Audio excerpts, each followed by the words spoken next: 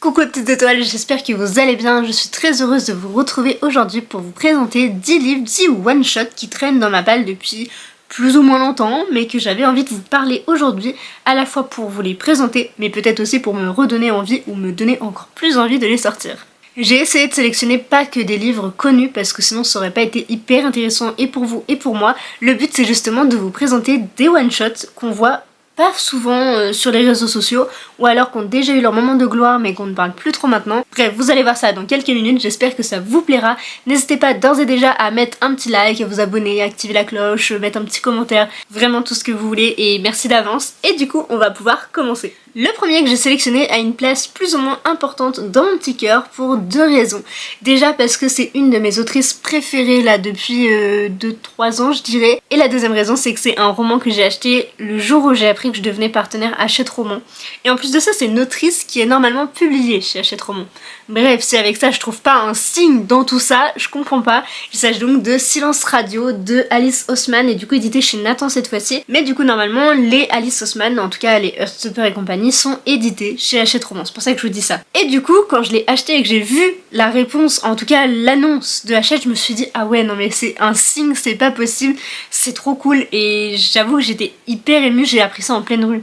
Du coup genre j'ai dû m'asseoir presque direct, j'étais en mode mais non mais c'est pas possible comment moi, qui suis pas très connue, et réussi à être partenaire Hachette. Bref, je vous repasse tout le speech que j'ai pu faire, j'étais vraiment trop heureuse et du coup ce livre pour moi a une petite place particulière, juste pour ça déjà, voilà.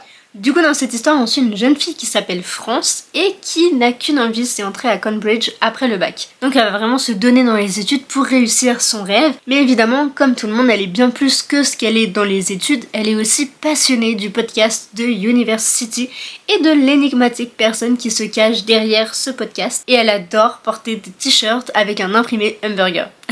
Un jour, elle va rencontrer Aled et elle qui avait du mal un petit peu à se trouver, à savoir ce qu'elle cherchait réellement, et bien grâce à lui, je suppose que c'est un garçon du coup, elle va réussir à se découvrir. Voici du coup pour ce premier roman, il traîne depuis à peu près 6 mois je dirais dans ma palle. Oh déjà, non c'est pas possible, ça fait un tout petit peu moins que ça, 5 mois. Bref, je sais plus exactement, mais qui du coup est déjà dans ma palle depuis un petit peu trop longtemps, mais en même temps ma hype n'est toujours pas redescendue, j'ai toujours autant envie de le lire et j'attends le bon moment en fait pour me pencher sur celui-ci, parce que je sais que quand je me mettrai dans cet univers, je vais adorer parce que ça a l'air beaucoup trop bien, en fait c'est pas un univers à proprement parler comme de la fantasy, mais il a l'air vraiment trop cool. En plus le côté podcast etc c'est un truc qui est assez présent aussi sur Bookstar, donc je pense que ça va pas mal me parler et du coup j'ai trop hâte de pouvoir le lire. Le prochain que je voudrais vous présenter c'est Wilder Girls de Rory Power, du coup édité chez Robert Laffont dans la collection R. Et celui-ci, ça fait bien 2 ans que je l'ai dans ma palle, c'est Clémence qui me l'avait chaudement recommandé et qui attend toujours que je le lise parce que c'était un de ses coups de cœur de je sais pas trop quelle année, il me semble, je suis pas sûre à 100% mais je crois que c'était un de ses coups de cœur. Et en plus l'histoire est assez familière dans le sens où on va suivre 3 jeunes filles qui sont envoyées sur une île mystérieusement et un mal va frapper. Un mal, une maladie un peu comme le Covid, si vous voyez ce que je veux dire. Et en gros, cette maladie va infecter un petit peu tout le monde et elles vont devoir se dépatouiller pour ne pas être contaminées et survivre à tout ce qui peut se passer. Et d'ailleurs, la phrase d'accroche du roman donne trop envie, donc je vais vous la lire. C'est une île sauvage, 3 amis inséparables, une descente aux enfers. Ça donne trop envie, vraiment j'ai trop hâte de descendre avec elle parce que vraiment il me tarde de le lire et il me semble, oui c'est bien ça, c'est un roman à plusieurs voix donc j'aime bien aussi ce côté où on a plusieurs points de vue, ça c'est vraiment chouette. Le prochain que je voudrais vous présenter c'est A Dark Inheritance de H.F. Asquith, je sais vraiment pas comment on dit les noms des auteurs, je suis désolée. Du coup édité chez les éditions Castlemore dans la collection Phipps. Dans cette histoire on va suivre Félix H qui avait 3 frères aînés mais tous les 3 sont décédés le jour de leur 18e anniversaire dans de terribles accidents. Il est donc sûr qu'une malédiction plane sur sa famille et que dans quelques jours, puisque c'est bientôt son anniversaire, il connaîtra le même sort. Du coup il est déterminé à savoir ce qu'il se passe et pourquoi ils décèdent tous les uns après les autres lors de leur 18e anniversaire et par conséquent ne peuvent pas hériter de la fortune de leur père. Donc c'est encore une histoire un petit peu à la Inheritance Games. Et s'il essaye un petit peu de connaître cette malédiction, de savoir ce qu'il se passe, c'est à la fois pour lui mais aussi son petit frère qui serait bien le prochain si ça continue comme ça. En plus de cette malédiction, on va peut-être découvrir une société secrète qui se cache dans les fond de New York. Donc vraiment j'ai très hâte de pouvoir m'y plonger à la fois pour tous les mystères, pour le côté société secrète, pour le côté frère, la malédiction, tout ça. Vraiment c'est que des mots-clés qui me donnent extrêmement envie, qui me font aussi beaucoup penser à Inheritance Games, mais en même temps j'espère que ce sera pas trop pareil parce que mon but c'est pas de lire la même chose. Sinon je reprends à Inheritance Games, y a pas de souci, mais du coup là j'espère que ça va être un peu dans la même vibes mais un petit peu différemment. Bref, j'ai trop hâte de pouvoir lire celui-ci. Ça fait pas si longtemps non plus, je pensais que ça faisait carrément plus de temps. Mais comme souvent, je garde le ticket de caisse et ma foi, je l'ai acheté en mai, donc 2023. Donc ça fait pas si longtemps que ça et pourtant il me tente toujours autant. Le prochain one-shot que je voulais vous présenter, c'est Vous êtes sur le portable de Sam de Dustin Tao et du coup édité chez Hachette Roman. Celui-ci, c'est ma copine Amélie qui me l'avait offert pour mon anniversaire, donc de mes 19 ans, si je dis pas de bêtises, donc ça fait bien 3 ans que je l'ai dans ma palle. Et la raison de pourquoi je ne l'ai toujours pas lu, c'est parce que c'est un roman qui fait apparemment beaucoup trop pleurer. Et j'avoue que je suis pas dans une phase assez positive pour me dire il faut que je le lise. Et comme ça dure depuis un petit moment, pour l'instant je l'ai toujours pas lu. Mais il me tente toujours autant, j'ai quand même encore envie de le lire, bien que il ait eu quand même pas mal d'avis négatifs. C'est peut-être aussi ce qui a freiné un petit peu mon envie d'aller vers celui-ci. Mais j'ai quand même envie de lui donner sa chance et d'avoir mon propre avis sur celui-ci. Dans cette histoire, on suit une jeune fille qui s'appelle Julie Clark, qui a 17 ans et qui a un petit copain qui s'appelle Sam. Sauf que malheureusement un jour il va décéder assez subitement et ça va remettre pas mal de choses en question de son côté, sachant qu'ils devaient aller à l'université ensemble, etc. Donc assez compliqué. Et un jour, elle va passer un appel sur son téléphone et quelqu'un va lui répondre. Voilà, du coup pour celui-ci, c'est un roman qui a l'air vraiment poignant et déroutant, donc ça parle quand même beaucoup de mort, voilà, et aussi de résilience, tout ça, d'acceptation, de deuil, tout ça. Donc c'est pour ça que c'est un roman qui doit être assez fort et que j'ai un petit peu peur de me lancer dans celui-ci. Mais en même temps, j'ai vu beaucoup de retours positifs. Je crois qu'à l'époque, vous m'en aviez donné pas mal d'assez positifs. Peut-être que... comme c'était prévu à la base depuis bien trop longtemps, je le lirai au printemps. Enfin, ça serait cool que je puisse le sortir au printemps. Mais dans une ambiance où je suis pas trop triste. Donc ça pourrait être sympa. Mais j'ai quand même hâte de le lire. Le prochain que je voulais vous présenter, c'est L'Envol de Kiri McCauley, du coup édité chez Pocket Jeunesse, qui est à lire à partir de 14 ans, parce qu'en fait la couverture fait assez adulte, mais ça reste un livre plutôt jeunesse. Dans cette histoire, on va suivre Leigh, une jeune fille qui vit en Pennsylvanie, et dans la ville où elle vit, donc à Auburn, il va y avoir des nuées et des nuées de corbeaux qui viennent un petit peu parcourir la ville, et c'est un phénomène assez étrange, sauf que pour elle, le vrai danger, ce n'est pas ces corbeaux, c'est son père qui fait des crises un petit peu étranges et terrifiantes. Il va, de ce que j'ai compris, s'en prendre pas mal à elle et à ses sœurs, puisqu'elle a 2 petites sœurs, et donc son but à elle, ça va être de sauver ses petites sœurs un petit peu de cette emprise et de ce père qui les terrifie. Durant sa mission, elle va être épaulée par un jeune et beau prince charmant.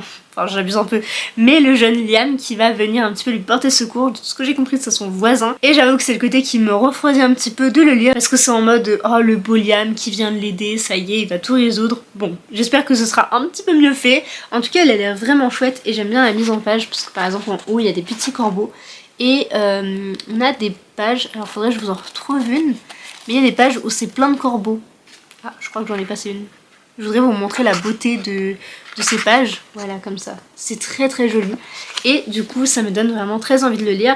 J'avoue qu'il est un petit peu au fin fond de ma bibliothèque et du coup j'aimerais bien le sortir aussi assez rapidement, donc en vrai ça pourrait être très chouette de me le lire bientôt, mais en même temps là j'ai un petit peu trop de livres à lire. Le prochain que je voulais vous présenter, c'est Sillage de Johan Richoux, édité chez Pocket Jeunesse. Alors c'est pas fait exprès qu'ils se suivent, mais c'est comme ça, qui a été donc sélectionné pour le prix des lecteurs de Pocket Jeunesse. Il y a la pastille juste ici si ça vous intéresse, voilà, donc je sais pas si vous voyez très bien. Et du coup celui-ci c'est une réécriture du Parfum, alors je sais plus le nom de l'auteur, je suis vraiment désolée. Je vous laisse du coup aller chercher ou alors je l'afficherai, j'essaierai de le retrouver. Mais en tout cas il me tente aussi beaucoup, et d'ailleurs je devais lire le Parfum avant de lire celui-ci. Pour l'instant j'ai lu aucun des deux, donc c'est pas plus mal, mais du coup celui-ci me tentait vraiment bien jusqu'à tous les avis négatifs, en tout cas de mes copines. Je crois qu'il n'y a pas une seule personne que j'ai vue avec un avis positif. Du coup ça me fait extrêmement peur, mais en même temps il fait à peine 300 pages, enfin 275 je crois, donc en vrai je pourrais quand même le lire pour me donner mon propre avis, parce que j'ai envie de savoir un petit peu pourquoi il a été autant détesté et pourquoi pourquoi il a eu tant de bonnes remarques. Donc c'est pour ça que j'aimerais lire celui-ci, mais en même temps il faudrait quand même que je lise le Parfum, donc soit avant soit après, je sais pas trop, peut-être après si celui-ci est moins bon. à voir. Et du coup dans cette histoire on va suivre Jade, une jeune fille de 17 ans qui veut devenir parfumeuse ou en tout cas créatrice de parfums et qui va se rendre à Paris pour justement rentrer dans une sorte de parfumerie avec un monsieur assez connu, je sais pas trop quoi, et elle va rencontrer un garçon qui s'appelle Victor mais qui lui par contre est pas du tout comme elle. Autant elle était assez solaire de ce que j'ai compris, autant lui il est très sombre et il aime pas trop la couleur et du coup bah en fait au bout d'un moment ça va faire des étincelles jusqu'au moment où elle va rencontrer Zachary et ça va devenir un petit peu son nouvel amant. Ça je sais pas trop. Et cette nouvelle rencontre va susciter chez elle de nouvelles envies, de nouvelles saveurs, de nouvelles... bref, pas mal de choses. Voici pour celui-ci, j'avoue je sais pas encore si je le dirai ou non, mais n'hésitez pas à me motiver à le lire ou à me dire si vous voulez qu'on se motive ensemble. Bref, n'hésitez pas à me dire tout ça. Je suis désolée pour le cadre, j'ai un tout petit peu bougé parce que la caméra n'avait plus de batterie. Mais du coup, là c'est bon. Le prochain que je voulais vous présenter, c'est donc Les Murmures de la Seine de Marine Chaparro et du coup édité chez Hachette Roman. Dans cette histoire, on va suivre deux personnages. La première, c'est donc Luna, qui est une jeune femme qui adore danser. C'est sa seule façon de se sentir libre et épanouie. À côté, on va suivre Alessio, un jeune garçon qui va avoir le courage de dire à ses parents: écoutez, je veux reprendre la danse parce que c'est ma passion. Un concours de danse va être prévu et leur professeur est catégorique, ils doivent danser ensemble s'ils veulent y participer. Sinon, en fait, personne ne le fait. Donc, il faut absolument qu'ils arrivent à danser ensemble, à s'accepter, à se comprendre. Et donc, il va vraiment falloir qu'ils s'acceptent, qu'ils s'épanouissent tous les deux et qu'ils arrivent au moins à bien danser ensemble. Sauf que Alessio cache pas mal de choses à Luna et du coup, sa confiance va de plus en plus s'effriter jusqu'à un moment donné où ça va peut-être casser, je ne sais pas trop. Mais voilà pour celui-ci. Il a l'air vraiment très chouette. Franchement, j'ai bien envie de le lire depuis bien trop longtemps aussi parce que j'avais vu Marine Chaparro en 2021 en dédicace à Montreuil, hein. Preuve à l'appui si vous voulez. Mais voilà, du coup pour celui-ci, et j'ai trop hâte en fait de le lire, mais en même temps j'ai un petit peu peur parce que tous les livres que je lis sur tous les thèmes que j'aime, souvent j'aime pas les livres, donc ça m'inquiète un peu. Moi en même temps il a l'air plutôt cool, il est pas énormissime, il doit faire 400 pages tout au plus, ouais 500 pages, un tout petit peu moins, mais voilà du coup, et j'avoue qu'il me fait à la fois très peur mais très envie, donc peut-être qu'un jour je me lancerai, mais avant aussi je voulais terminer la duologie de Tiny Pretty Things, donc il faudrait bien que j'arrive à finir cette duologie pour pouvoir m'attaquer à ce one shot. Le prochain roman que je voudrais vous présenter c'est Winterwood, donc La forêt des âmes perdues de Shea Earnshaw et du coup édité chez Rajo. Dans cette histoire on va suivre une jeune femme qui est héritière d'une longue lignée de sorcières et qui va donc avoir une certaine connexion avec cette fameuse forêt. À côté de ça on va suivre un jeune homme qui s'appelle Oliver et qui va sentir ce lien assez particulier et c'est ce qui va le mener un petit peu à fuir un camp de redressement. Et il va se retrouver dans cette forêt et il va se retrouver sur le chemin de cette jeune sorcière et donc leur destin va se lier. Elle sent que Oliver cache un lourd secret et elle va tout faire pour le découvrir et lui justement il cherche d'oublier ce qui s'est passé durant une nuit car le jour de sa fameuse disparition il n'est pas le seul à avoir disparu. Voici du coup pour celui-ci qui me tente vraiment beaucoup depuis que je l'ai acheté et à chaque fois je ne me lance pas. J'avais essayé une fois mais je sais pas pourquoi j'étais pas assez dans le mood. Du coup j'ai préféré pas continuer mais il me tente toujours autant et j'ai toujours aussi hâte de le lire, donc vraiment n'hésitez pas à me motiver si vous l'avez lu, si vous avez lu sa plume qui apparemment est exceptionnelle, donc dites-moi tout. Le prochain que je voudrais vous présenter c'est L'Arpenteuse de rêve de Estelle Faye, je sais pas trop comment on dit, et du coup édité chez Rajo. Pour celui-ci je vais pas vous le cacher, je vais vous lire le résumé parce qu'il y a pas mal de petites choses à retenir et ça fait trop longtemps que je l'ai dans ma page, je me souviens quasiment plus. Mais du coup on va suivre Miri qui est une arpenteuse, elle a le pouvoir de s'immiscer dans les rêves des autres. Ce pouvoir est aussi une malédiction qui a causé la mort de sa jeune sœur quelques années plus tôt. Depuis, Miri se tient à l'écart des rêves grâce à Nerfolia, une plante interdite. Mais dans le royaume de Clarène, quand on est une habitante de la ville basse, on n'échappe pas facilement à son destin. Une pollution inquiétante se répand autour des ateliers, le long du fleuve. Elle coïncide avec l'apparition d'étranges fantômes qui s'introduisent dans les rêves et les transforment en cauchemars. Alors quand le petit miracle est à son tour frappé par le mal des fantômes, Miri n'a d'autre choix que de redevenir une arpenteuse. Franchement ça a l'air super bien, en plus le côté rêve, tout ça, ça m'intéresse énormément. J'avais eu un petit peu de mal avec le faiseur de rêve au début, mais par la suite ça avait été génialissime, le début de tome 2, parce que j'ai lu que la moitié, mais bon, ça c'est un autre débat. Et bien c'était un début de coup de cœur, j'avais adoré. Et là du coup de retourner un petit peu dans ce domaine des rêves mais en même temps que ce soit un autre univers avec quelque chose de peut-être moins complexe, j'ai bien hâte de pouvoir le découvrir. Je ne sais pas quand mais il me tente bien.